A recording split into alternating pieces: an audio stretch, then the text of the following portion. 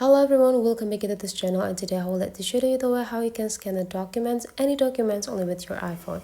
So the application that we will use today is App Notes, and you just need to slide into your app library and the application will be symbolized with this icon. If you cannot find this symbol, go into the search button here and just type Notes.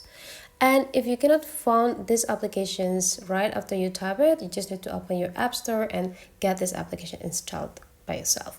Now you just need to tap to open it, and then we need to create the new notes by click this part.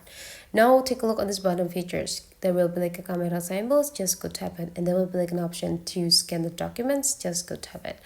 Now don't forget to prepare the documents that you want to scan, and the application will be like right away or automatically scan for you, and then you just need to go click save. And now those documents will be right away insert into your notes. And now you just need to go click the share button, and then you just need to save to files, and you are done. So that is the way how you can scan any documents with your iPhone. Hopefully you enjoyed this tutorial, and let's meet again into other video.